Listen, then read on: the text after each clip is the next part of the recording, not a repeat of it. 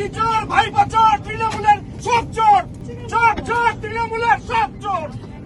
জনৈক কবি কবেই লিখে গিয়েছেন, ক্ষমতার দম্ভে অন্ধ মানুষ মাটি ভুলে চায় আকাশ ছুতে, ভাবে না সে কখন আসবে সময়ের সেই শেষ সংকেত। বৃথাই শক্তি, বৃথাই আস্ফালন, পতন যার অনিবার্য, ক্ষমতার মসনদ একদিন ভাঙবেই, মানবতা হবেই বিজয়ী। তাই তো হলো। কেন এই কবিতার লাইনগুলো দিয়ে প্রতিবেদন শুরু করলাম? তাহলে খোলসা করি পরপর দুটো বক্তব্য দিয়ে।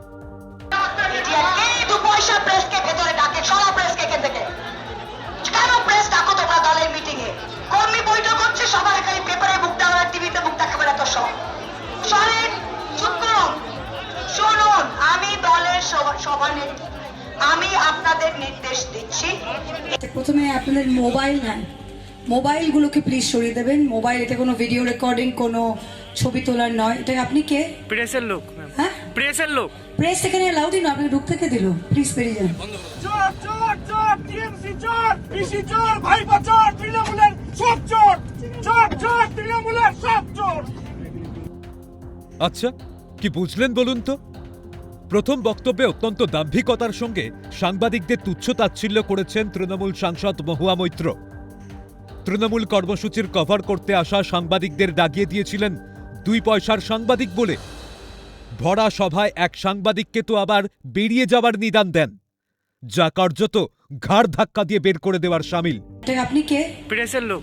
হ্যাঁ, প্রেসের লোক। প্রেস এখানে অ্যালাউড না, আপনি ঢুকতে কে দিল? প্লিজ বেরিয়ে যান। প্রেস এখানে অ্যালাউড না, আপনি ঢুকতে কে দিল? প্লিজ বেরিয়ে যান।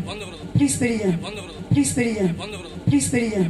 কিন্তু ভাগ্যের পরিহাস ভাবুন, এই ঘটনার বছর কয়েকের মধ্যেই সমস্ত আস্ফালনের জবনিকা পতন। জনতার রায় ঘাড় ধাক্কা খেয়েছে তৃণমূল সরকার। নির্লজ্জতার পরিচয় দিয়ে মমতা বন্দ্যোপাধ্যায় পদত্যাগ না করলেও ভাগ্যের পরিহাস খণ্ডাবে কে? ফলে যা হওয়ার তাই হল। 7ই মে মমতা বন্দ্যোপাধ্যায়ের নেতৃত্বাধীন তৃণমূল সরকার ভেঙে দেন রাজ্যপাল। দিকে দিকে তৃণমূলের বিরুদ্ধে সাধারণ মানুষের ক্ষোভের বহিঃপ্রকাশ সামনে আসছে। গণনা যখন শেষের পথে, তখনই চোর চোর স্লোগান শুনতে হয়েছে তৃণমূলের একাধিক নেতা নেত্রীকে।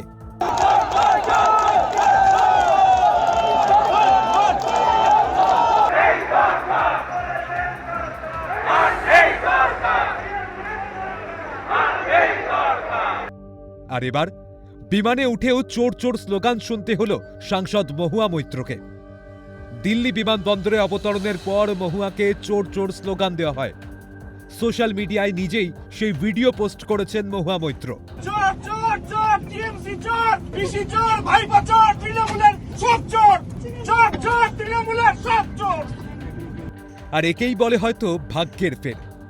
এদিনও সেই 2 পয়সার সাংবাদিকরাই দাম্ভিক সাংসদের খবর পরিবেশন করল আনকাট। আমরা হয়তো ফেল না, 2 পয়সার রোজগার করতে মাথার ঘাম পায়ে ফেলি, কিন্তু নিজেদের কলম বিক্রি করি না। সে কারণেই হয়তো আমাদের চোর তকমা শুনতে হয় না। মাননীয়া, আপনাকে বোঝানোর দিন আর নেই। জনতার জনাদেশ আপনাদের যোগ্য জবাব দিয়েছে। আপাতত ভালো থাকবেন। শুভেচ্ছা সহ 2 পয়সার সাংবাদিক। ক্যালকাটা নিউজ।